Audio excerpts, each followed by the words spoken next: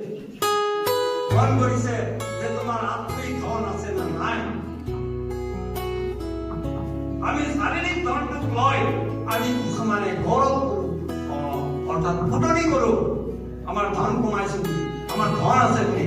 কিন্তু তুমি যে দুৰ্ভগীয়া বুলি কৈছে, কাৰণ তোমাৰ আত্মিক ধন নথকাৰ কাৰণে তুমি এজন দুৰ্ভগীয়া ব্যক্তি। তুমি এদিন নষ্ট হৈ যাবা।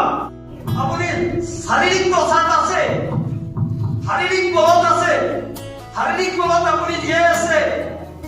আৰ সেইকাৰণে শাৰীৰিক অৱস্থাত যদি আত্মাত যদি আপুনি নাথাকে, শাৰীৰিক অভিলাষত থাকি আপুনি কুহুমীয়া হৈ যাব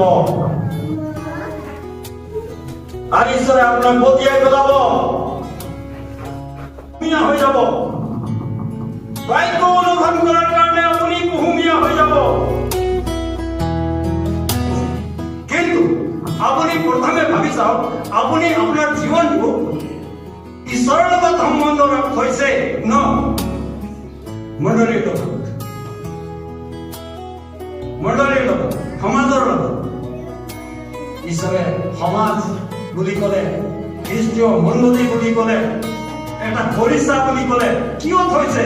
এই কলিচাত যিবিলাকে ঈশ্বৰৰ ওপৰত সম্পৰ্ক ৰাখে, সম্বন্ধ ৰাখে, সেইবিলাকৰ কাৰণে এই কলিচা দিয়া হৈছে, যাতে ইয়াত সুৰক্ষিত থাকিব, সেইবিলাকে ইয়াৰ পৰা যাতে নষ্ট নহব, সেইবিলাকে এই পৃথিৱীৰ চাৰিওফালে থকা পৃথিৱীৰ পাপময় ৰাজ্যত থকাৰ মাজৰ পৰা সেইবিলাকে সুৰক্ষা পাব।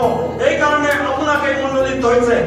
কিন্তু আপুনি আৰু মই আমাৰ জীৱনটো যদি ঈশ্বৰৰ লগত আমাৰ সম্পৰ্ক আৰু সম্বন্ধ যদি ভাল নাথাকে, তেতিয়া আমি কুহুমীয়া হৈ যাম, কুহুমীয়া হৈ যাম।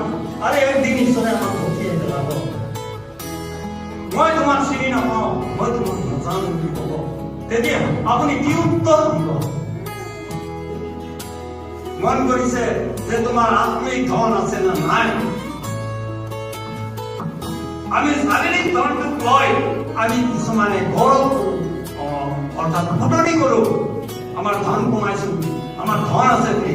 কিন্তু তুমি যে দুৰ্ভগীয়া বুলি কৈছে, কাৰণ তোমাৰ আত্মিক ধন নথকাৰ কাৰণে তুমি এজন দুৰ্ভগীয়া ব্যক্তি। তুমি এদিন নষ্ট হৈ যাবা।